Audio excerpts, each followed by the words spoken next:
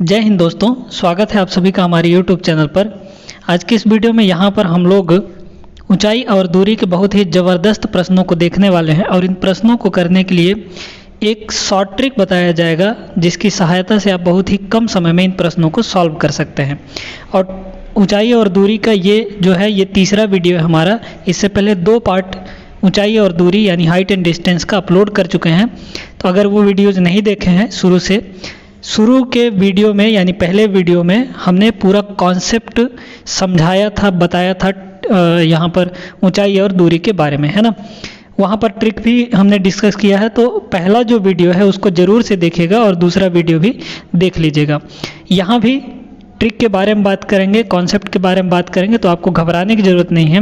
Video को पूरा देखते रहिएगा, हर एक प्रश्न पर अच्छे से आपको डिटेल में समझा दिया जाएगा। तो पहला प्रश्न यहाँ पर देखते हैं हम लोग।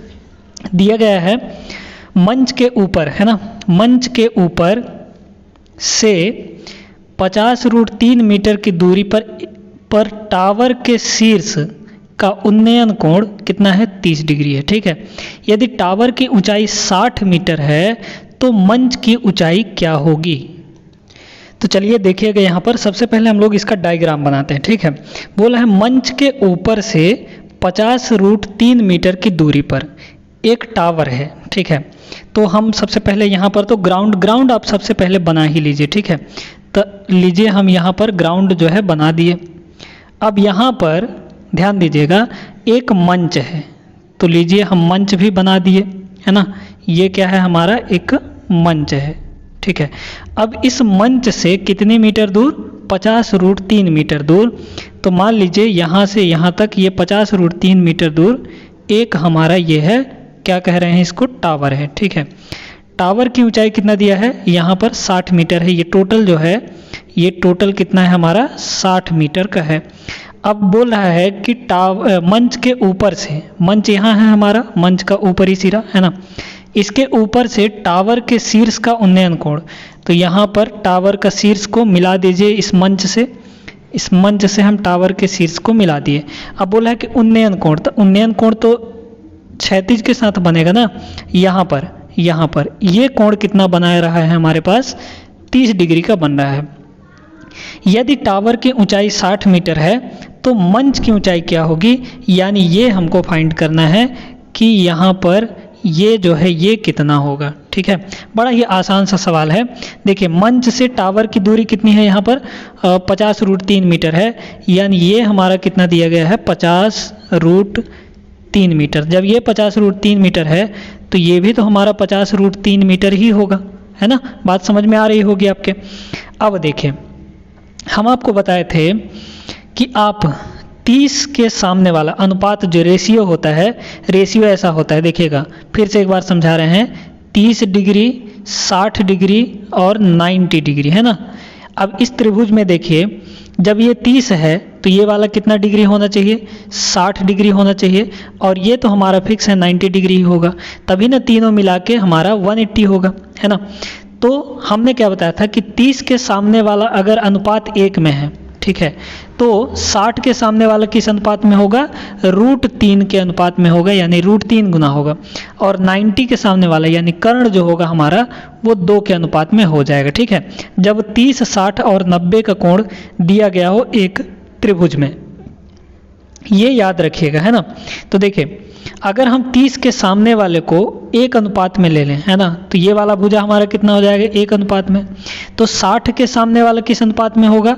√3 के अनुपात में हो जाएगा। यानी ये वाली जो भुजा है वो किस अनुपात में होगी? √3 के अनुपात में।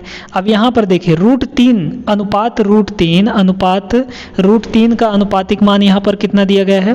√3 का अनुपातिक मान दिया है 50√3, है ना, 50√3। देखते जाइएगा बड़े आराम से। अब यहाँ पर अगर अनुपातिक मान एक का अनुपातिक मान निकाला जाए, यानी हम ये कह सकते हैं कि 1 यूनिट का मान निकाला जाए, तो √3 इधर आके डिवाइड हो जाएगा, तो √3 से √3 कैंसिल हो गया, हमारा 50 हो जाएगा, यानी 50 मीटर हो जाएगा। तो यहाँ पर इस भुजा की यानी अनुपात 1 का मान कितना आया? 50 मीटर आया, है ना। तो यहाँ से लेकर यहाँ तक कितना है? 50 मीटर। और टोटल हमारा 60 मीटर है, तो ये हमारा कितना होना चाहिए? ये भुजा हमारी 10 मीटर होनी चाहिए, क्योंकि टोटल 60 दिया है ना, तो ऊपर वाला तो 50 हो गया, तो नीचे वाला 10 होगा, तभी ना टोटल मिला के 60 होगा। तो जब ये 10 है तो ये वाला भी हमारा कितना होगा, 10 मीटर हो जाएगा। यानी मंच की जो ऊंचाई है, मंच की ऊंचाई कितनी होनी चाहिए, 10 मीटर होनी चाहिए। उम्मीद है कि आपको ये प्रश्न अच्छे से समझ में आ गया होगा। बड़ा ही इंटरेस्टिंग सा सवाल था ये, है ना। चलिए, एक तो पहली बात, जो क्वेश्चन है उसका लैंग्वेज समझना बहुत ज़रूरी है, और उस लैंग्वेज समझ के उसका और उसके हिसाब से चित्र बनाना, फिगर बना लेना, ये सबसे बड़ी बात होती है ऊंचाई और दूरी के प्रश्नों में, है ना। तो हमने यहाँ पर अच्छे से इसको समझा और हमने यहाँ पर चित्र बनाया। उम्मीद है सवाल आपको अच्छे से समझ में आ गया होगा। चलते हैं अपने अगले सवाल पर, दूसरे नंबर के सवाल पर। अगला सवाल देखिएगा दोस्तों, यहाँ पर ये जो सवाल है ये भी हमारे पिछले प्रश्न जैसा ही है, बस इसमें थोड़ा थोड़ा डाटा जो है वो चेंज किया है। देखिए क्या दिया है, बोला है 18 मीटर ऊंचे एक प्लेटफॉर्म के शीर्ष से टावर के शीर्ष का उन्नयन कोण कितना दिया गया है, 30 डिग्री। तो चलिए सबसे पहले ग्राउंड बनाएंगे, है ना। तो ये हमारा ग्राउंड है। अब ग्राउंड से 18 मीटर ऊंचा एक प्लेटफॉर्म है, तो यहाँ पर हम 18 मीटर ऊंचा एक प्लेटफॉर्म बना देते हैं, ठीक है। ये हमारा 18 मीटर ऊंचा एक प्लेटफॉर्म हो गया। अब इस प्लेटफॉर्म के शीर्ष से टावर के शीर्ष का उन्नयन कोण, है ना, कितना डिग्री दिया है, 30 डिग्री। तो चलिए हम यहाँ पर एक टावर भी बना लेते हैं। तो ये हो गया हमारा क्या, टावर। तो इसके शीर्ष से, इस मंच के शीर्ष से टावर के शीर्ष का उन्नयन कोण कितना दिया गया है, यहाँ पर 30 डिग्री दिया गया है। तो हम इसको यूं मिला देते हैं, तो हमारा जो कोण बनता है वो किसके साथ बनता है, क्षैतिज के साथ ना, ठीक है। तो ये जो कोण है हमारा, ये कोण उन्नयन कोण बोल रहा है, तो ये हमारा 30 डिग्री है, ठीक है। वैसा ही बन रहा है पिछले प्रश्न जैसा, लेकिन थोड़ा थोड़ा इसमें चेंजेस है। अब बोला है कि यदि प्लेटफॉर्म टावर से कितना मीटर यहाँ पर है, दूर स्थित है, ये प्लेटफॉर्म है, ये टावर है हमारा, कितना मीटर दूर स्थित है, 75√3 मीटर। यानी ये जो है हमारा, ये कितना दिया गया है, 75√3 मीटर, ठीक है। और यहाँ पर प्लेटफॉर्म की ऊंचाई कितनी दी गई है, यहाँ पर ये 18 दिया गया है, 18 मीटर, ठीक है। ये कितना दिया गया है, 18 मीटर। तो जब ये 18 है तो ये भी हमारा कितना होगा, 18 होगा, ये भी 18। मतलब हमको ये चाहिए, और अगर ये मिल गया हमको, तो इन दोनों को जोड़ देंगे तो हमारा क्या आ जाएगा, टावर की ऊंचाई आ जाएगी, क्योंकि टावर हमारे ये पूरा का पूरा है ना। अब देखिए इस त्रिभुज में, देखिए ये 30 है, तो ये हमारा कितना होना चाहिए, 60 डिग्री होना चाहिए कि नहीं, क्योंकि ये तीनों मिलाकर 180 होगा, है ना। तो इन दोनों को मिलाकर 30 और 60 हो जाएगा 90। अब बात करते हैं यहाँ पर, देखिएगा ध्यान से देखिएगा, अगर ये 75√3 मीटर है तो ये भी हमारा कितना होगा, 75√3 मीटर, है ना, होगा कि नहीं। पिछले प्रश्न जैसा ही है, बिल्कुल वैसा ही है। अब देखिए 30 के सामने वाले को अगर एक अनुपात में मानते हैं हम, कितना अनुपातिक मान 1 मानते हैं, तो 60 के सामने वाला कितना हो जाता है, अभी ये भी बताए हैं कि √3 गुना हो जाता है, इसका √3 गुना हो जाता है।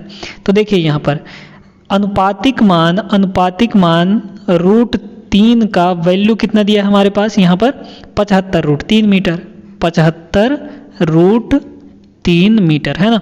अब देखिए तो हमको क्या चाहिए, एक अनुपात मान 1 चाहिए अनुपात का, है ना। तो यहाँ पर कितना हो जाएगा, इस √3 को इधर ला के डिवाइड कर देंगे तो सिर्फ और सिर्फ हमारा 75 आ जाएगा। तो 75 मीटर आए ये यहाँ से लेकर यहाँ तक की लंबाई, ऊंचाई, है ना। यानी अनुपात 1 का मान कितना आ गया, 75 मीटर। अब 75 में हम 18 जोड़ देंगे तो हमारा पूरा टावर की जो ऊंचाई है वो आ जाएगी। तो टावर की ऊंचाई कितनी हो जाएगी, यहाँ पर ये हो जाएगी 75 और प्लस 18। तो 75 प्लस 18 जोड़ दीजिए, 8 5 13 का 3 और 7 1 8 1 9, यानी 93 मीटर हो जाएगा टावर की ऊंचाई। ऑप्शन ए आपका करेक्ट हो गया। देखिए अगर आप अच्छे से करते हैं प्रश्नों को समझकर, पहली बात तो ये है कि आप जैसा जैसा प्रश्न बोल रहा है उसके हिसाब से चित्र बनाने में अगर कामयाब हो गए तो आप प्रश्न को बहुत कम समय में कर लेंगे, ठीक है। तो ज़रूरी है कि चित्र बनाने की प्रैक्टिस कीजिएगा। ऊंचाई दूरी में यही सबसे मेन दिक्कत होता है कि चित्र ही नहीं बन पाता है, फिगर ही ड्रॉ नहीं हो पाता है अकॉर्डिंग टू और क्वेश्चन, है ना। तो ज़रूरी है कि आप प्रैक्टिस करिए कि प्रश्न के हिसाब से हम चित्र तो पहले बना लें, है ना। चित्र बन गया एक बार तो फिर तो आप बड़ी जल्दी उड़ा सकते हैं प्रश्न को, ठीक ना। चलिए, ये प्रश्न हमारा हो गया, बड़ा ही आसान सा था। चलते हैं अपने अगले सवाल पर। चलिए अगले प्रश्न को देखते हैं क्या दिया है। जब सूर्य का उन्नयन कोण 30 डिग्री से 60 डिग्री तक बढ़ जाता है तो एक खंभे की छाया 5 मीटर यहाँ पर कम हो जाती है, ठीक ना। तदनुसार उस खंभे की ऊंचाई मीटरों में कितनी होगी। चलिए इसका डायग्राम बनाते हैं हम लोग। सबसे पहले तो यहाँ पे हमारा ज़मीन है ना, ये हमारा ज़मीन है और यहाँ पर एक खंभा है। चलिए इस खंभे को भी हम बना लेते हैं, ये हमारा खंभा है। अब क्या रहा है कि जब सूर्य का उन्नयन कोण, मान लीजिए कि हमारा सूर्य यहाँ पर है ना, यहाँ पर हमारा सूर्य है ये, ठीक है। अब सूर्य का उन्नयन कोण किसी टाइम पर कितना था, 30 डिग्री था। तो जब इसकी छाया इधर जाएगी, है ना, सूर्य यहाँ है तो इसकी छाया किधर जाएगी, इधर जाएगी। तो मान लीजिए कि छाया जो था पहले शुरुआत में यहाँ पर था, कब, जब 30 डिग्री कोण बन रहा था, है ना।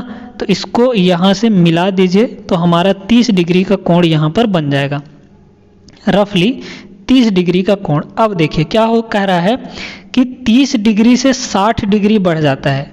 तो याद रखिएगा जब हम पास आते हैं तब हमारा एंगल बढ़ता है ना, यानी झुकाव बढ़ता है। दूर जाएंगे, अगर इससे दूर जाएंगे तो हमारा जो झुकाव है वो कम होता जाएगा, यानी एंगल जो है कोण कम होता जाएगा।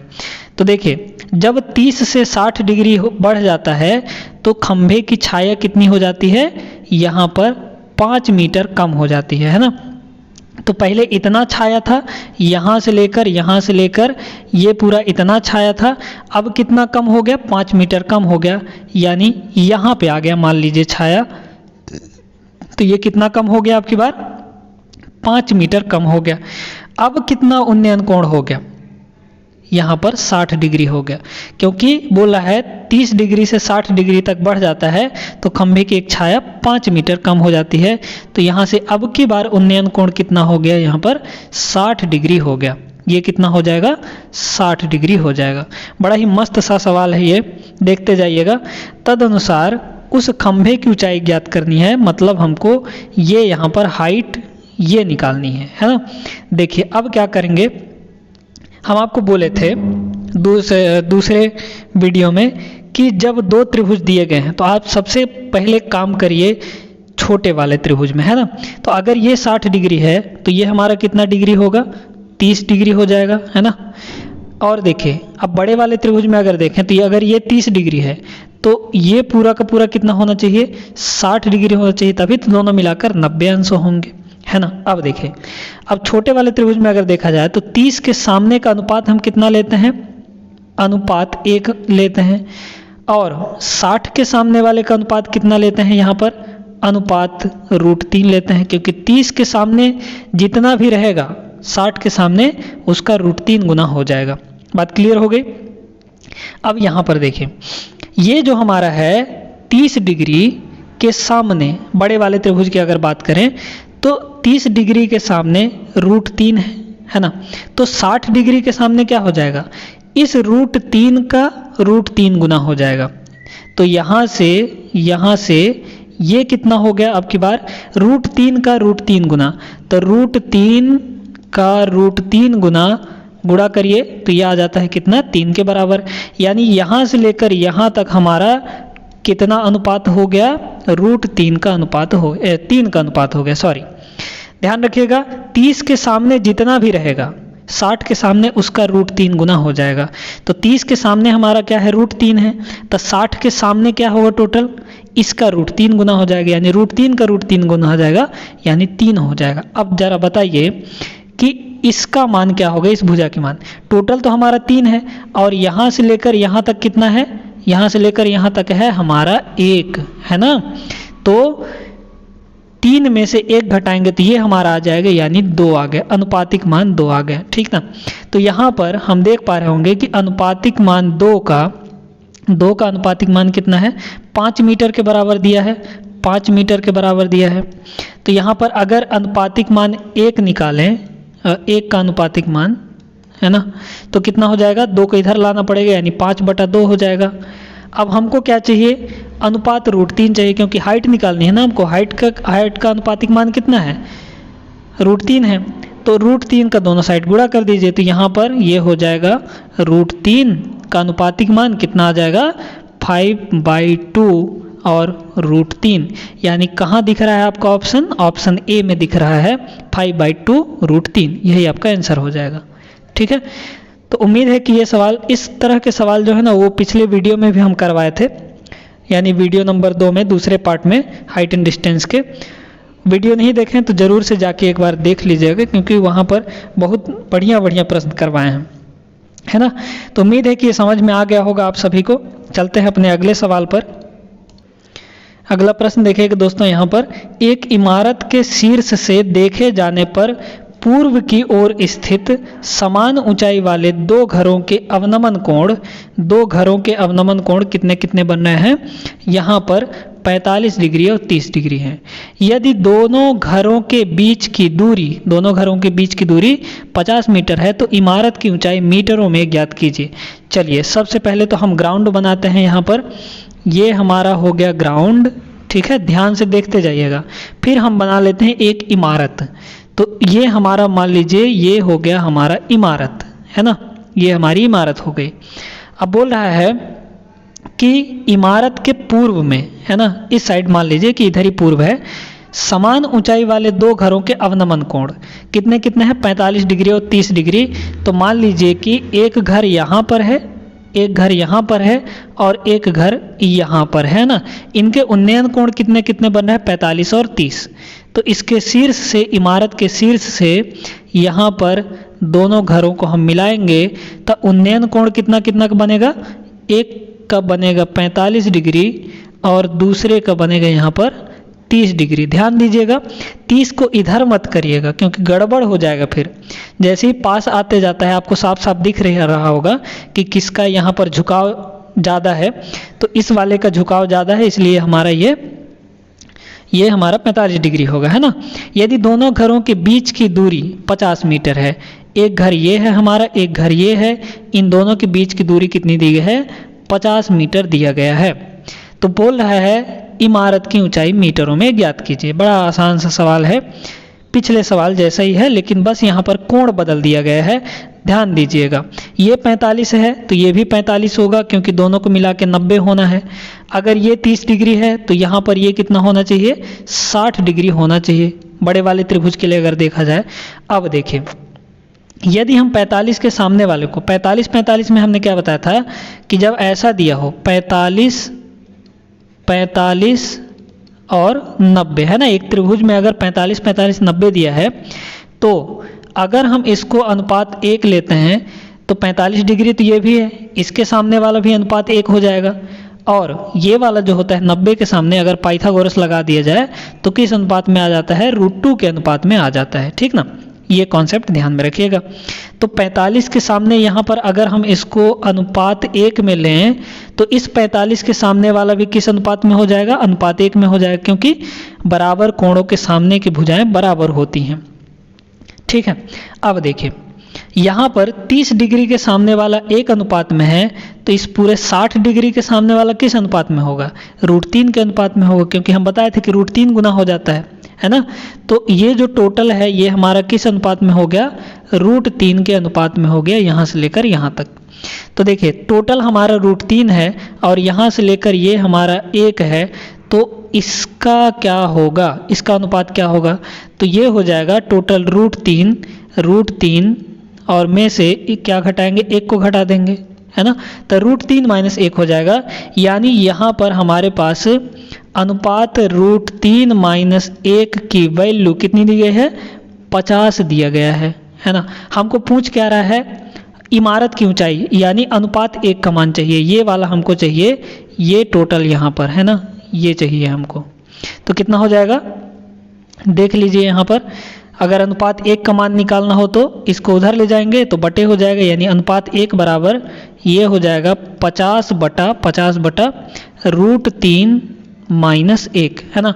अब इस फॉर्म में तो कोई भी उत्तर नहीं दिया है तो आप इसको क्या करिए, यहाँ पर रेशनलाइजेशन कर दीजिए, यानी परिमेयीकरण कर दीजिए।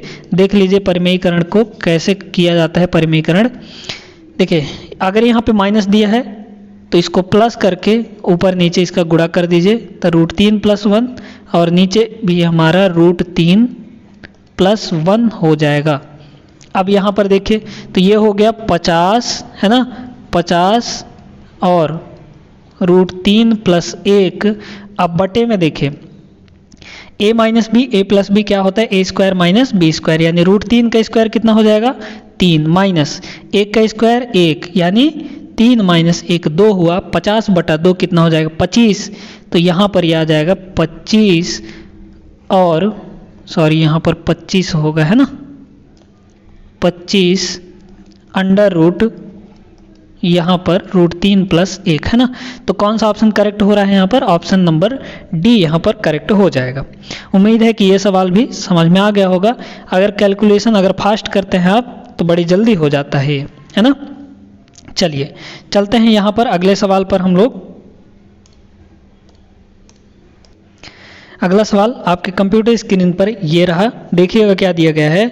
90 मीटर ऊंची एक चट्टान के शिखर से देखने पर मीनार के शिखर तथा तल के अवनमन कोण क्रमशः कितने दिए गए हैं, 30 डिग्री और 60 डिग्री दिए गए हैं। अब यहाँ पर एक चीज़ नोटिस करिए कि यहाँ पर दिया है अवनमन कोण है ना। तो अवनमन कोण कहाँ से देखने पर, चट्टान के शिखर से देखने पर।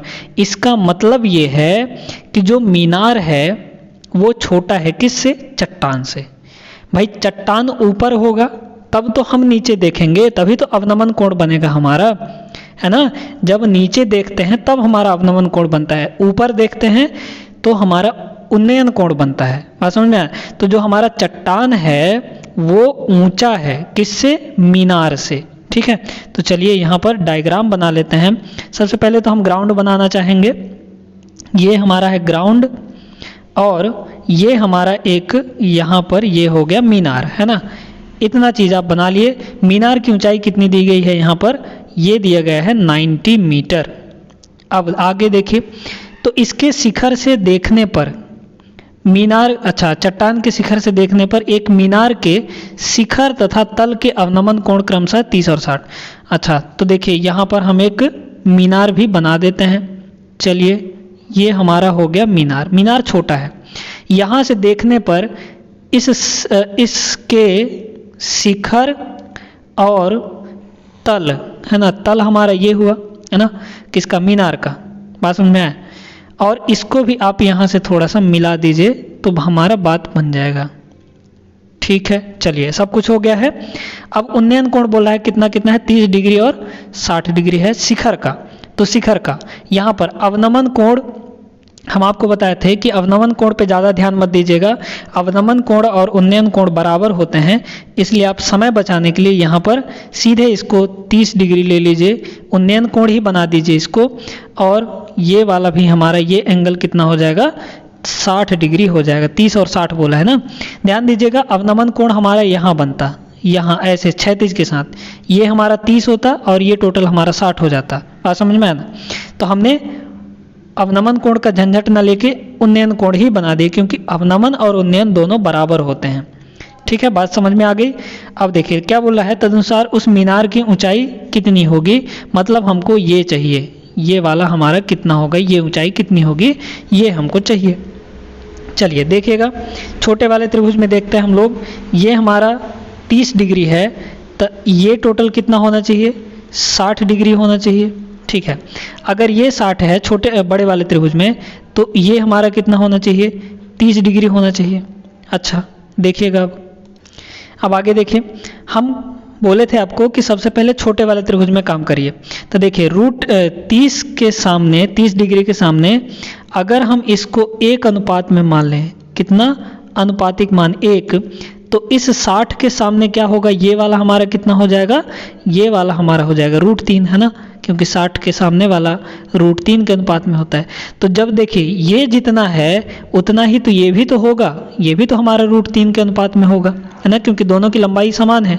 अब देखिए, अब बड़े वाले त्रिभुज में 30 के सामने वाला हमारा √3 है, 30 के सामने वाला हमारा √3 है, तो 60 के सामने वाला यानी ये टोटल कितना होगा, ये टोटल हमारा कितना हो जाएगा, ये हो जाएगा इसका √3 गुना, यानी टोटल ये हमारा आ गया कितना अनुपात में, 3 के अनुपात में आ गया टोटल यहाँ से लेकर यहाँ तक टोटल कितना आ गया, 3 अनुपात में आ गया।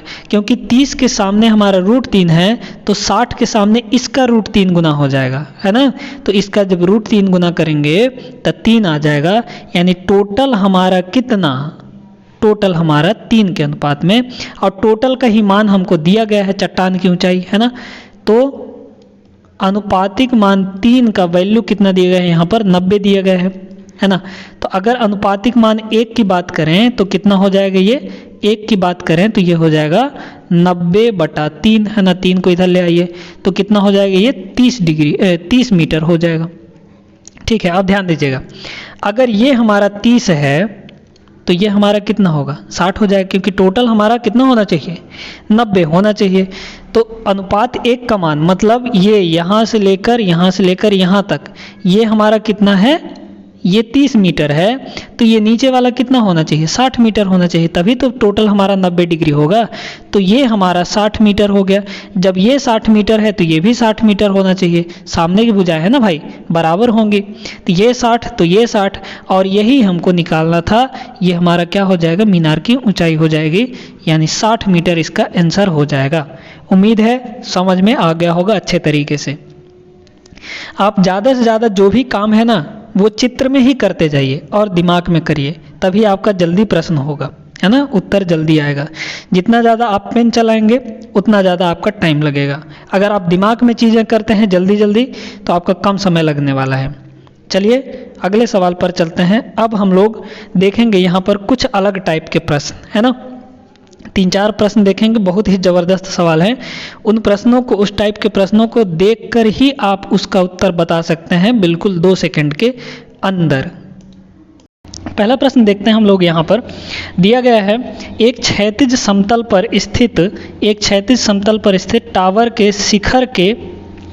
टावर के पास से गुजर रही रेखा पर क्रमशः 9 फीट एवं 16 फीट की दूरी पर 2 बिंदुओं से उन्नयन कोण पूरक कोण है, तो टावर की ऊंचाई क्या होगी। देखिएगा इसको थोड़ा सा, देखिए यहाँ पर क्या बोल रहा है कि एक क्षैतिज समतल पर स्थित टावर के शिखर के, है ना, टावर के शिखर के। चलिए हम तो सबसे पहले टावर का शिखर बना लेते हैं, ठीक ना। तो यहाँ पर ये हमारा समतल हो गया, जमीन हो गया, और इसका यहाँ पर हम बना लेते हैं एक टावर। मान लीजिए कि ये हमारा एक टावर है, ठीक है। अब बोल रहा है कि टावर के पाद से गुजर रही रेखा, ये हमारी रेखा हो गई, पर क्रमशः 9 फीट एवं 16 फीट की दूरी पर, है ना, 9 फीट एवं 16 फीट की दूरी पर 2 बिंदु हैं। तो 9 फीट यहाँ पर होगा इसके पाद से, है ना, इसके पाद से 9 फीट पर एक बिंदु ये है और एक बिंदु है 16 फीट पर, ठीक है।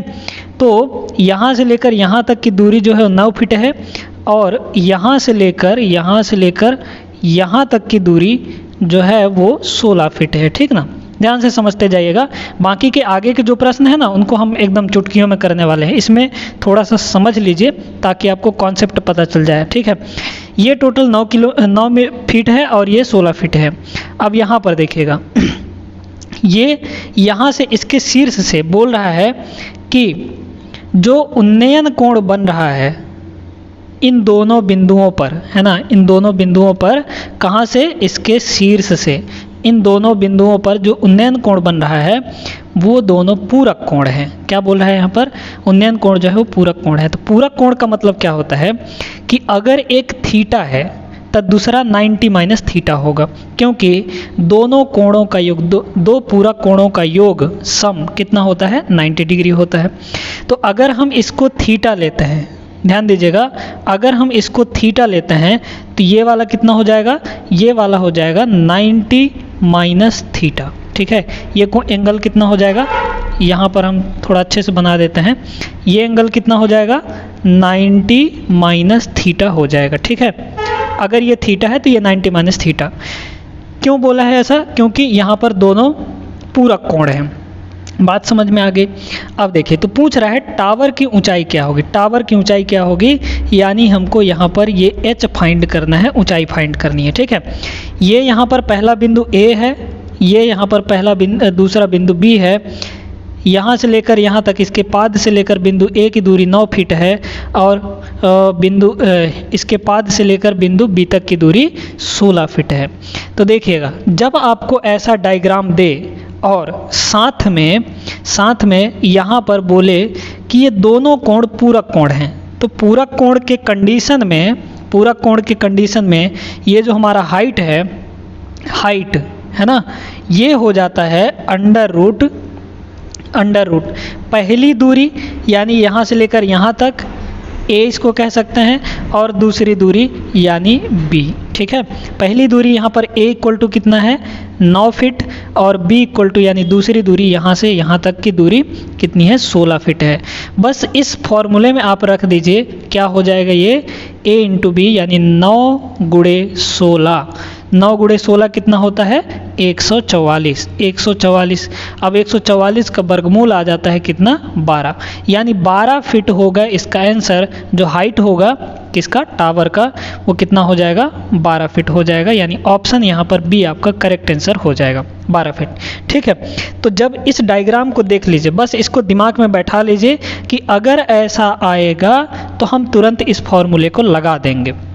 कॉन्सेप्ट भी इसका समझा सकते हैं हम, लेकिन अभी थोड़ा सा यहाँ पर हमको और भी प्रश्न करने हैं तो टाइम लग जाएगा, इसलिए बाद में कभी समझा देंगे। ठीक है, कॉन्सेप्ट यही है कि आपको क्या करना है, इसके लिए भी 10 लिखना है और बड़े वाले के लिए भी 10 लिख लेना है, फिर उसके बाद वहाँ पर h का वैल्यू आ जाएगा। ठीक ना, चलिए तो यहाँ तक समझ में आ गया होगा। उम्मीद है कि ये प्रश्न जो है आपको समझ में आ गया होगा। इस डायग्राम को बस याद रखिएगा कि अगर ऐसा कुछ आएगा तो h का फार्मूला क्या हो जाता है under root A into B, यानी पहली दूरी और दूसरी दूरी का मल्टीप्लाई करके अंडर रूट ले लेते हैं। ठीक ना, तो चलते हैं नेक्स्ट क्वेश्चन पर, जो कि ऐसा ही प्रश्न है उसमें भी। अगला प्रश्न देखिएगा, यहाँ पर क्या दिया है, किसी टावर के आधार है ना 36 मीटर और 64 मीटर की दूरी पर उसी रेखा में स्थित दो बिंदुओं से उस टावर के शीर्ष का उन्नयन कोण परस्पर पूरक कोण है। अब यहाँ पर फिर से पूरक कोण बोल दिया कि नहीं, तो टावर की ऊंचाई क्या होगी, बस आपको वही फार्मूला लगा लेना है। देखिएगा क्या है, एक टावर हम यहाँ पर बना लेते हैं, ये एक टावर है और इस टावर के पाद से दो बिंदु हैं, है ना, कितने दूरी पर, यहाँ से दो बिंदुएं हम बना लेंगे, दो बिंदु, एक बिंदु मान लीजिए यहाँ पर, एक बिंदु यहाँ पर। पहली दूरी क्या है 36 मीटर, ये है हमारा 36 मीटर और टावर के पाद से दूसरी दूरी कितनी है यहाँ पर 64 मीटर है। ये यहाँ से लेकर यहाँ तक ये 64 मीटर है। बस आपको क्या करना है, यहाँ पर पूछ रहा है कि इसकी हाइट क्या होगी और ये जो उन्नयन कोण बन रहे हैं ना दोनों, वो परस्पर पूरक हैं। ध्यान रखिएगा पूरक होगा तभी वो फॉर्मूला लगेगा, नहीं तो नहीं लगेगा। ठीक है, तो यहाँ पर h इक्वल टू कितना हो जाएगा under root h equal to ये हो जाएगा अंडर रूट पहली दूरी यानी 36 गुणे दूसरी दूरी यानी 64। बस यहाँ से आप इसको लगा लीजिए, तो 36 का जो वर्गमूल होगा वो 6 हो जाएगा और 64 का वर्गमूल हो जाएगा 8 छक्के 48, यानी ऑप्शन बी आपका यहाँ पर करेक्ट हो जाएगा। ध्यान दीजिएगा, जब दोनों कोण परस्पर पूरक होंगे तभी ये फॉर्मूला लगाया जाएगा। उम्मीद है कि आपको क्लियर हो गया होगा, समझ में आ गया होगा। चलते हैं अगले प्रश्न पर। अगला प्रश्न देखिएगा, यहाँ पर क्या दिया है, मीनार के आधार से 10 मीटर और 5 मीटर की दूरी पर और इसके साथ उसी सरल रेखा में स्थित दो बिंदुओं के उन्नयन कोण पूरक कोण है। फिर यहाँ पर आ गया पूरक कोण, तो मीनार की ऊंचाई क्या होगी। अब आप डायरेक्ट बता सकते हैं कि मीनार के आधार से दो बिंदु कितने मीटर दूरी पर हैं, एक तो है 5 मीटर की दूरी पर और दूसरा है 10 मीटर की दूरी पर, है ना। मीनार के आधार से दो बिंदु 5 मीटर और 10 मीटर की दूरी पर हैं और जो मीनार के शीर्ष से इन दोनों बिंदुओं पर जो कोण बन रहा है वो कितना है, क्या है, पूरक कोण है। तो पूरक कोण के केस में जो मीनार की ऊंचाई यानी हाइट जो होता है, इसका फॉर्मूला क्या होता है अंडर रूट दोनों दूरियों का यहाँ पर मल्टीप्लाई, यानी 5 गुणे 10 कितना हो जाएगा ये यहाँ पर हो जाएगा इसको तो आप ऐसा कर दीजिए √50 है ना, √50, यानी ऑप्शन सी आपका करेक्ट हो जाएगा। इसको एक और वे में लिख सकते हैं, देखिए इसको हम लिख सकते हैं 25 गुणे 2 लिख सकते हैं। अब 25 का वर्गमूल कितना होता है 5, और अंडर रूट के अंदर यहाँ पर 2 हो जाएगा। तो इसको इस फॉर्म में भी लिख सकते हैं, यानी ऑप्शन अगर 5√2 रहता ना तो 5√2 में लगा देते।